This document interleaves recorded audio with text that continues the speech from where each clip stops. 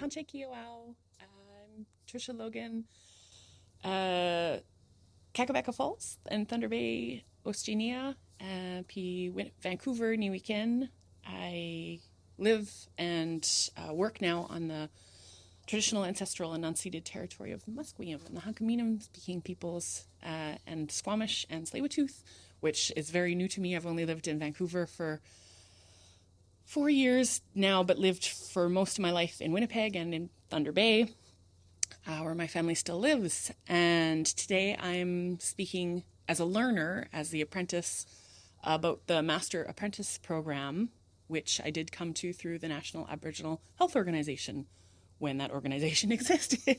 I worked at the Métis Center, and part of the program was to learn about the efficacy of different language revitalization programs to see if, like, how affordable, how effective, how possible Master Apprentice was, especially for adult learners.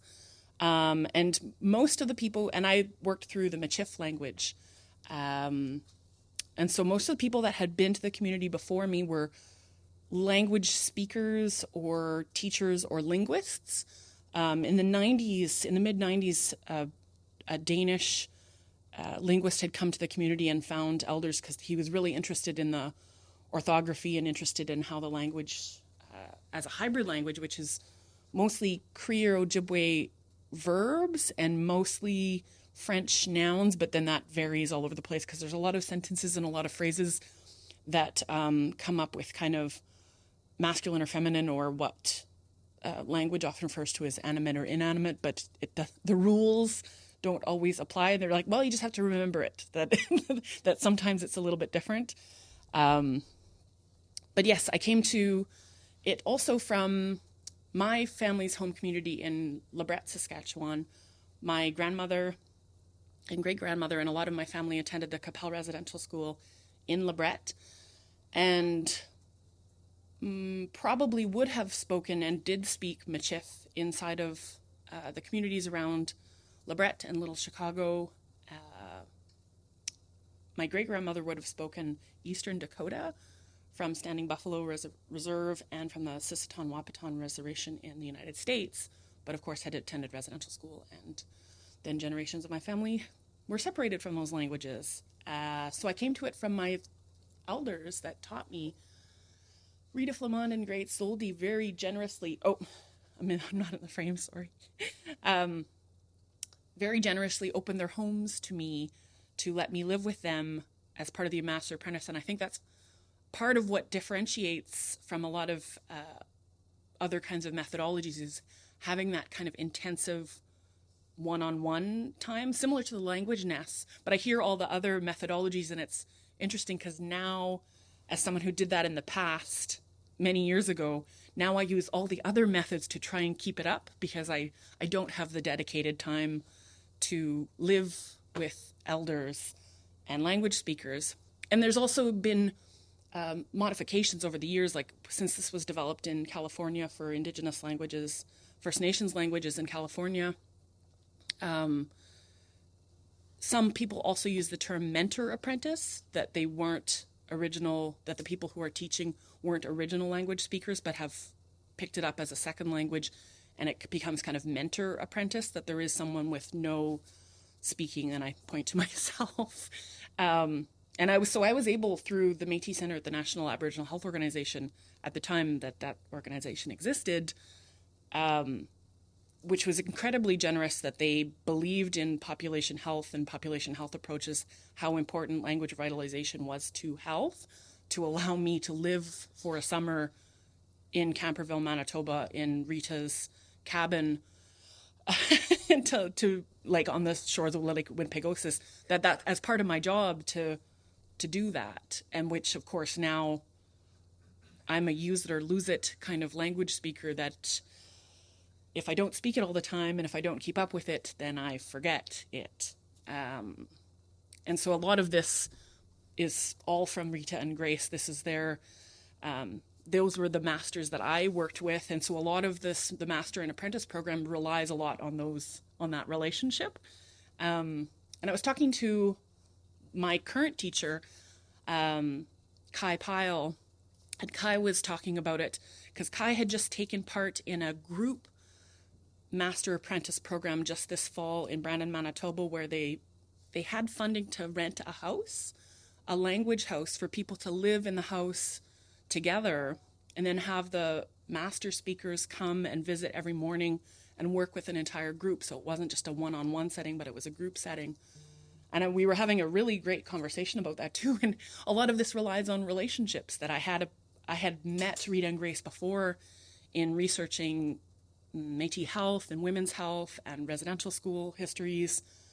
And so we had built a relationship, because a lot of that is like, are we going to get along together? Because we're going to have to spend days and days together and days with their family and live in their home or come into their home every day. So I would spend the mornings, my day-to-day I would spend the mornings with Rita. I lived in a little cabin she had next to her house, right on the shore of Lake Winnipegosis. And I would spend the afternoons with Grace. And it's interesting now for language people, especially, like, they had very different methods of talking to me and doing things every day. Like, Rita was very much into, she would do translation work often as part of her job. So she would do a lot of repetition and a lot of kind of root word work where we would work with roots and put the words together. And Grace, in the afternoon, she would just kind of pitikwe, come in, and we would make tea, and she would tell me that she went to the doctor, or her granddaughter was near, or her son was going to stop, or we'd go to the garden, we'd go berry picking, we would just start doing things, and we would just start living in the language every day, which I would do with Rita too, but Grace would say, okay, now we're going to sing songs, and we would just start singing, or we would do prayers, where Rita, we would do kind of like school, like lessons every day. Like, today is weather, like we're going to do weather, and then we're going to do it again tomorrow, and we're going to do it again. But Grace was always a little bit different. And so fascinating, of course, to then be kind of like the academic overthinking it later, to be like, okay, how did that work? Because I was also I was also able to record them. Grace and Rita both said, yes, record everything. Like, this is so few people speak Michif, and so few people still speak Michif. So they said, this is our gift. This is our, we want people to listen. We want people to hear it. We want people to record it. So we recorded everything, including a lot of like personal conversations and gossiping and laughing and crying and the dog barking and noise and people coming in and out of the house. But it was constant. It was constant. And it's, I hope people, sorry, that's really small. I realize now that's hard to read, but it's in the printout in the binder as well. But these are the original ideas about Master Apprentice that came from the program that was started in California with First Nations communities in California by the authors there. Leanne Hinton was one of the main authors, this Keeping Languages Alive. And it's very similar to a lot of what everyone has talked about leaving English behind and only communicating in the language. And reminding each other to do it, because you'll have that urge that everyone does to slip back into English, but how to get right back into it. And it's a lot of gestures, it's a lot of laughing, and a lot of props, or doing things like setting the table, cooking, baking, working in the garden, sewing, going through books, picture books, going through like pictures of things, flipping through family members, saying, like who grandparents are and who your great grandparents and aunties are through like photos, and teaching in full sentences too, we were just talking about listening comprehension, which is often my worst part as a learner, is listening to someone say something and then have them repeat it back. I would spend a lot of my time in the cabin on my computer, saving it to stick to a USB stick or to a hard drive, making sure I have like triple copies of everything, not to lose any of the language, which of course some people don't record it. They said this is an oral language, it's living, and we're not going to kind of freeze it. But Rita and Grace were very adamant that we do keep it and record it and keep it going. which I'm very grateful for that. And I would listen to it in the car. I would drive back and forth between Winnipeg and Camperville, which is about 5 hours, and I would listen in the car over and over again. And it's interesting, I was saying this too, I had some other recordings from Norman Fleury, who had recorded for the Manitoba Métis Federation in Michif, and it was a different, it's the same language, but listening to a man speak versus listening to Rita and Grace speak, it just sounded different, and it was a test for my comprehension to listen. But a lot of it was cultural activity, similar to what Simona was talking about in the language nests, where you're living and doing kind of cultural activities, and you kind of building the Master Apprentice program. At least for me, it was like built in a Michif way, where there, for other languages, like there's some in BC that were doing Squamish language or Hunkaminam that are doing it in kind of in a Hunkaminam way, like it's their practices, on their territories. Especially also what Simona was saying about displacement from land. That's a lot of these teachers, almost all of the teachers were people who were forcibly removed from their land or were put into road allowance communities. And so reconnecting with land or reconnecting with your territory and reconnecting with your language kind of all came together. And that's Verna de Montagny. She is one of she was part of the language house that tested the group version of Master Apprentice in the kind of language house they created in Brandon, Manitoba. And Verna grew up in the Corner, which is one of the road allowance communities that were forcibly displaced. And so that that inherent connection between land and living in an urban space, like, not that Brandon's a huge urban space, but urban space like Brandon, and how to do that as a kind of day-to-day. They would come in the morning and make tea, and everyone would kind of live in Michif and kind of pick an activity that they were going to do that day, either with props or pictures or just start cooking. Kai, my teacher that I still work with, said, the first thing they did when they got to Brandon was make rhubarb jam, because that's what was coming up. And Verna was making rhubarb jam from her garden, so you're just going to make it and you're going to all do it in the language. And it's setting a pace. It's what I find, which I think aligns with a lot of these methods, is the pace of it also tries to go with, in a group setting, who is the most novice or who is the most beginner. So you're carrying the early learners along with people who maybe have a better proficiency, and being patient and kind of building a relationship with the master speaker, and building everything very conversational to kind of encourage each other as the learner, but then also to support the teachers. And this is where it's very intensive, like as immersion and as something that's one-on-one, but then it does this constant barrier of who's able to actually live even half a day, even kind of 3 hours in the morning, or or all day, 8 hours a day, because that's a lot for the master, but that's also for adult language learners to be able to take that time to do that. It is such a all-encompassing experience where you are learning cultural teachings and traditional teachings and stories and storytelling and songs all at once while you're learning the language. But this is the barrier that it comes to, is the cost and the time. And that's on the right there is Heather Suter, who also runs the Prairies to Woodlands Michif program, and who introduced me as well to Master Apprentice and leads a lot of the language programs. And this is where me starting out with Master Apprentice, then trying to keep it up, because you use it or you lose it.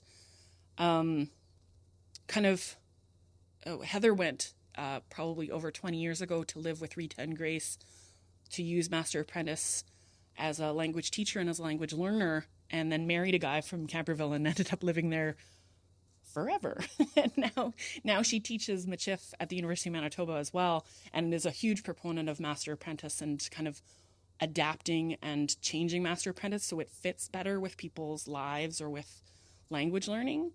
And that's the question, is making sure that the masters, the teachers are paid, but there's also making sure apprentices have pay or pay subsidies, or like that their travel is paid for, or a lot of the supplies like that you're cooking every day. And this is where you could do it. Some people are just doing it. They're going to go, I'm going to go live with my auntie, and they just dive in and they're just doing it. But then also looking at grants and looking for organizations and looking for places to help fund, to pay for, to make sure that the elders and the speakers and the whole program is paid for, and the recording, the documentation, and something like rent for a whole house to host a language house is paid for. So yeah, since then, I always credit pandemic times, because Heather, as a Michif language teacher, I'm sure other people came to the same realization through universities, is the University of Manitoba gave her a really hard time about, no, you only can teach in person in Winnipeg. And it was a hard commute back from Camperville to Manitoba, or to the University of Manitoba in Winnipeg. But then the pandemic happened, and now all of a sudden, yes, you can teach at home, and you don't have to leave your community, and you can teach on Zoom. So it's amazing how universities shifted from, oh yeah, I guess you could do this online. So when she taught online during the pandemic, I took more Michif classes where we did repetition, and we did flashcards, and we did total body responses, and we did, api and pashiko, and we did that. And now I do once a week is all I have time for, which I could probably do 2 or 3 times a week, but we have a card game online on Zoom with my teacher, our teacher Kai, and we'd use the where are your keys method. And I put the link, and this isn't about where your keys, but this is how I manage to keep up, and I'm going to talk a little bit about where are your keys, because it's connected with a way to keep up with things that are hard to keep up with. And so I was taught where are your keys through kind of online Zoom courses where you're doing sign language and repetition, but different techniques, they're often sign language or signing techniques. And so we play Go Fish. We play just for an hour every week online, where we're kind of, it's like Away Na, Gekwai, Tonshbi. So I would ask my teacher, I would say, Piak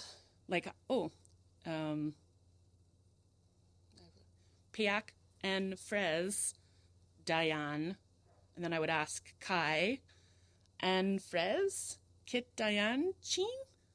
And so we learn those hand signals for different signs, for different words, and we repeat them over and over again. And it's amazing how then I find myself in my house kind of like, away na, li cafe. Like I can, to remember the word, I embody the hand motions.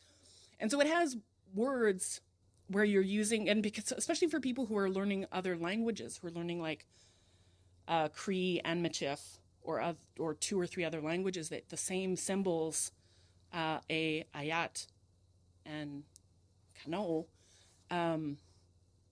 translate. And there's also symbols for, as you're learning to say levels, like that you're kind of like, I've had too much, like that I'm full, I've had too much today, I'm kind of maxed out, or like, no, I'm here, my level's here, I could keep going, yeah, let's keep going with this. So you don't have to slip into English, you can just kind of have shared techniques and hand signals.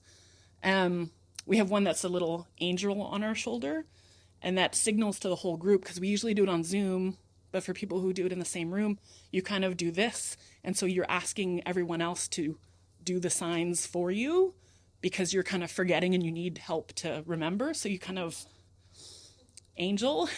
And then sometimes there's accent adjustment, like I've said chi, but chi kind of has the end with the little I'm thinking of Spanish has the little, on the chi, so you kind of ask for an accent adjustment, because you're you've said it, but you're ooh, did I say it right? So you just kind of make little signals to signal to the whole group what you're doing and that you're understanding. So I've used Master Apprentice and now use kind of all these other different methods to keep it up. So yeah, I think that's the summary of it, and then how I've used pretty much all these other methods to keep it up since I finished it. And that is it. I appreciate it.